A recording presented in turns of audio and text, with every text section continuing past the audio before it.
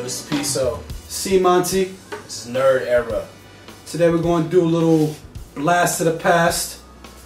I want to talk about today Man of Steel. And I want to give you my 3 reasons why I think Man of Steel failed as a Superman movie.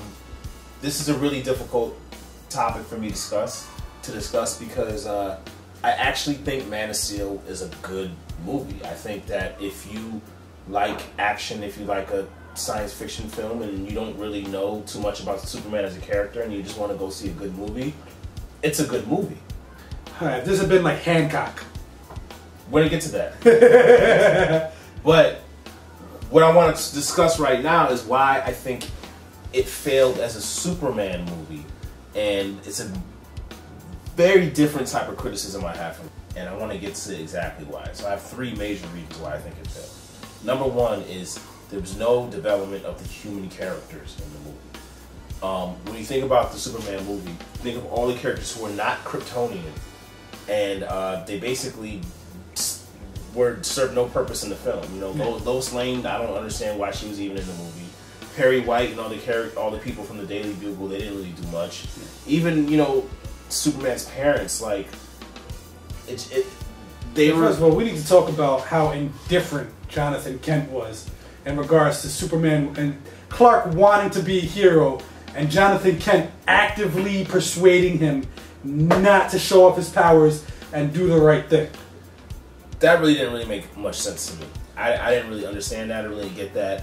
I just feel like, you know, this human side of Superman was completely mishandled, and they completely leaned more towards the alien side. I mean, even the fact of Clark Kent as Superman's persona is very important, because you think of other superhero personas and it's like, oh, Peter Parker, Spider-Man is a mask, he becomes Spider-Man.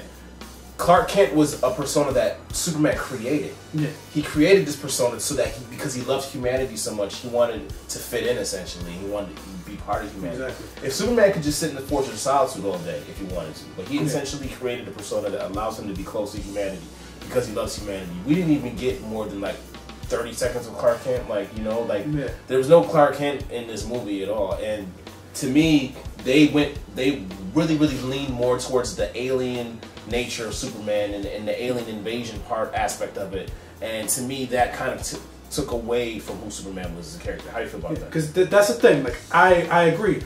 I don't feel there was any, like, Clark Kent was just a name in the movie. He was never really Clark Kent. He was Kal-El, adopted son of Ma and Pa Kent. Right.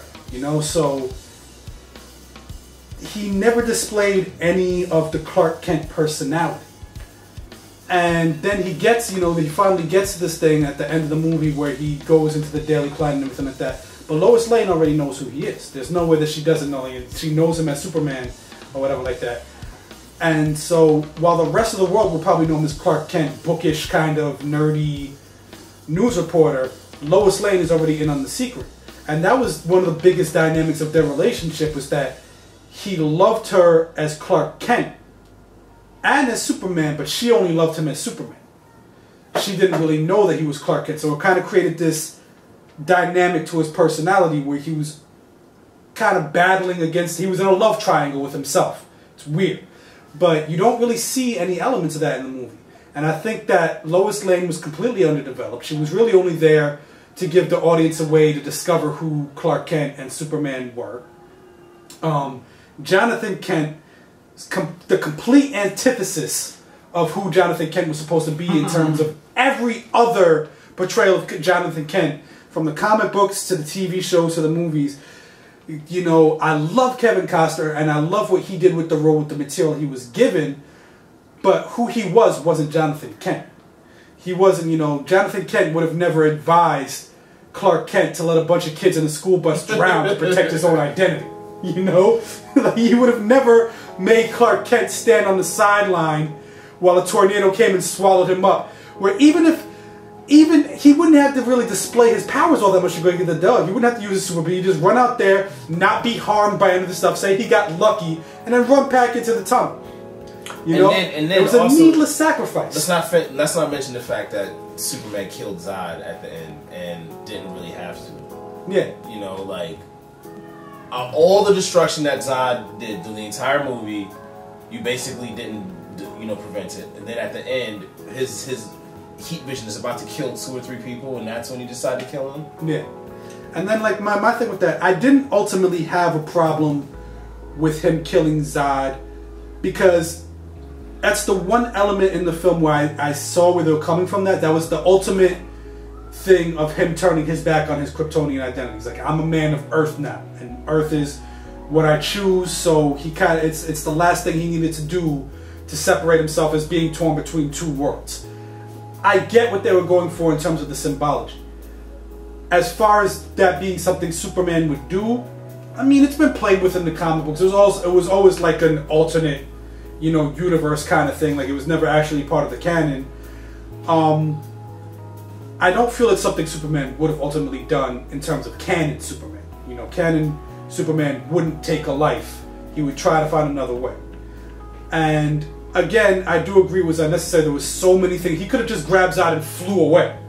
And the heat vision would have, he had time to do that. The heat vision would have never touched those people. He could have covered it with his hand. You know, there's tons of things he could have done that would involve not killing Zod.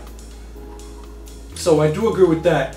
And then, I don't want to, you know, like, the whole thing with the destruction. I want to touch on that because I know you were going to go there eventually. And the Smallville fight, I got it. I understood. There wasn't a lot he could do because he was facing up against 2 or 3 different Kryptonians that had the same abilities that he did. I don't understand how. He had been in Earth for 30 years. They were there for 30 seconds. How were they as strong as he was? I don't get the mechanics of it. Whatever.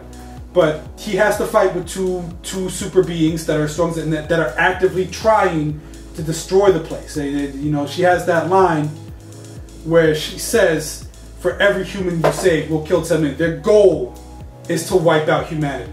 So he has to deal with the immediate threat of taking them out, trying to contain the damage before they get out and to do something more damaging than that. In the Metropolis fight, when it was just him and Zod, it was just him and Zod. And Zod wasn't even in full, he was still discovering his powers as he went along. So Superman had the edge in that fight. Why didn't he take Zod away?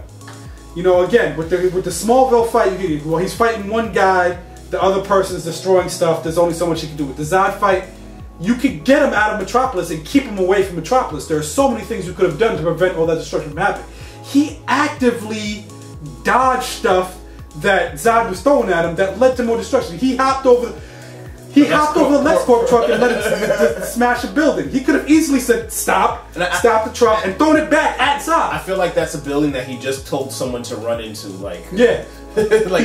Seek safety, and then he let the truck, like, hit that building. Yeah, I mean... With the Metropolis fight, there was no need for him to focus on the immediate danger of Zod. His thing should have been protecting the city. That's where I thought they completely lost track of Superman's identity overall. Or at any other moment in the film, that was the moment, because instead of focusing on protecting the city, he was more focused on defeating Zod, and that's not Superman. That's not something Superman would do. I think, and this brings me to my number 2 reason why I think it failed, is the tone.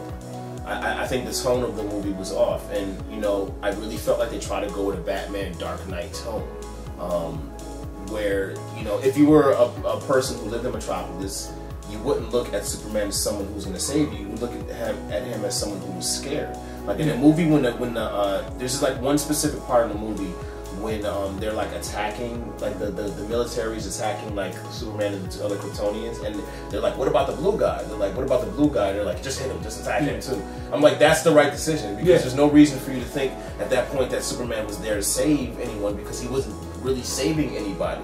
You know, and I think that they really mishandled the tone of the Superman film. It was very moody. There was not, I've never seen a movie, even the darkest superhero films, at least have a joke or two or some type of comedy relief. I don't think there was 1 second of comedy relief or lightheartedness in that entire film. You know what I mean? And for a movie that hammers home the point of hope and ideals to strive for and humanity achieving high, it was really freaking depressing. I don't get. There's nothing inspirational about that movie. Like it was like you go into that movie watching, all right, this is gonna be a cool action film set piece, but it doesn't. It missed the tone of what Superman is supposed to stand for. And I'm not even that huge of a Superman's mission statement, what have you. But I think this movie missed the point. All right, and my number 3 reason why I think Man of Steel failed as a superhero film is the action. I feel like the action was very erratic. When I first saw the movie, I remember I was a little bit tired. I think I saw a late showing, and I think I was close to the screen. Like I remember just my head jerking back and forth, and I was like, okay, you know what? I was too close to the screen. That's because second time I saw it, I kind of felt the same way, and I had a good seat the second time. And I was like, why is this like I'm like not? Did I miss something? Like I'm missing whole portions of the action. It wasn't until I had the movie and I was able to pause it and rewind it and actually look at a lot of the action sequences where I was able to absorb everything. Now, I understand that they were trying to simulate what would happen if you saw 2 Kryptonians fighting. If you did see 2 Kryptonians fighting, it would be crazy fast and erratic and you'd barely be able to keep up. But watching the movie, we talk about the Quicksilver scene from Days of Future Past, how well done it was. Yeah. I don't think they did a good job of showing the action. There was way too much destruction. It was way too fast. It went through between CGI and real people, like live action, constantly. It just and then you see movies like Captain America 2, like X-Men Days of Future Past, where the action is great and consistent and even and you can see everything. I just thought that the Man of Steel, the action was not, it was too much. It was over the top. And overall, basically the action of that film kind of represents how I feel about the movie. Style over substance. They wanted to make Snyder's calling card. They wanted to make it cool, they wanted to make it edgy, they wanted to make it dark, and they were like, to hell with, what makes Superman, who he is. And this is where DC differs from Marvel. Because Marvel says, hey, listen, we're going to adopt a character, and we're going to keep them exactly like the character is in the comic books, and we're going to make you like them.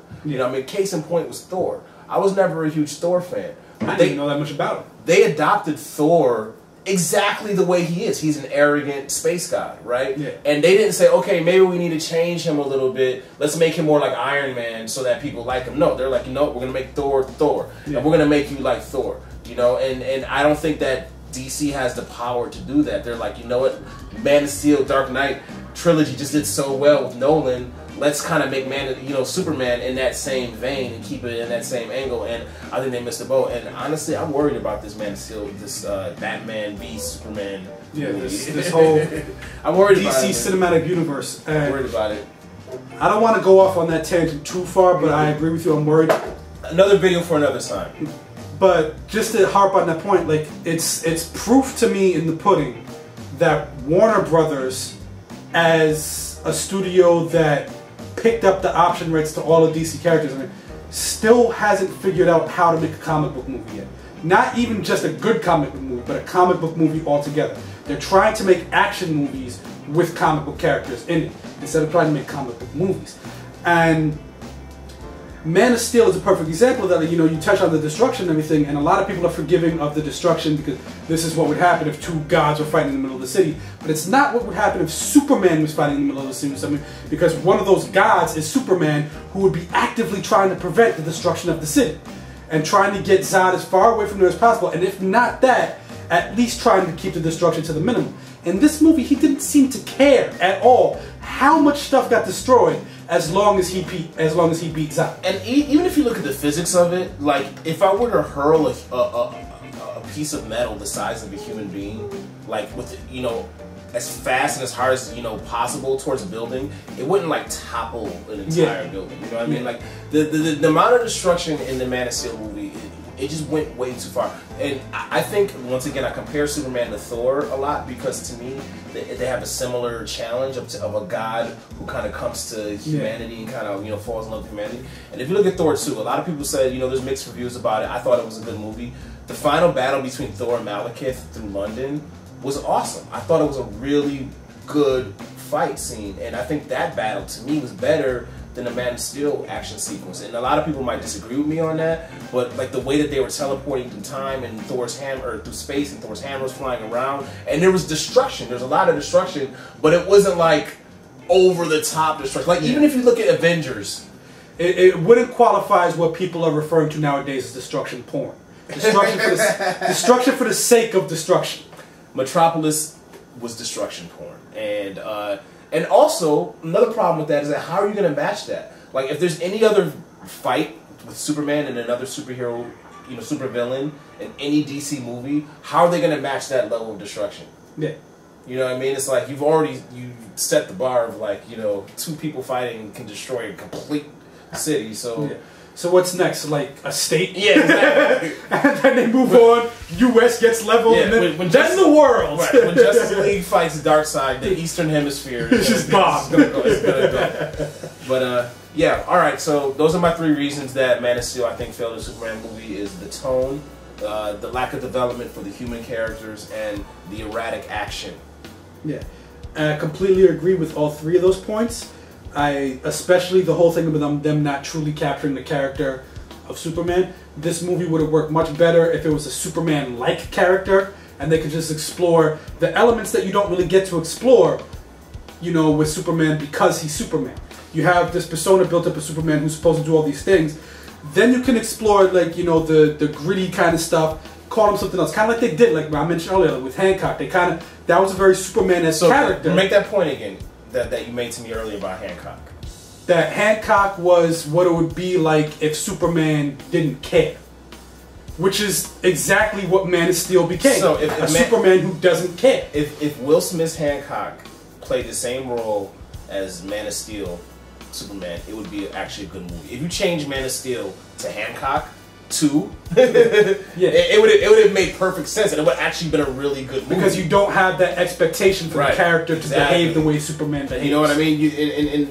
And once again, eventually I'll talk about Star Trek Into Darkness, but essentially it's the same reasons I think it failed, is because it's a good movie, but they didn't stick to what makes the character true. And Marvel has done this time and time again. We're gonna get a Guardians of the Galaxy movie where they're gonna give us an animated raccoon, and they're not gonna change him. They're gonna make him the way he's supposed to be, and they're gonna make you like him. And I just think that DC's missing the mark, and I'm nervous, man. Especially with all these weird casting that we see, Who knows?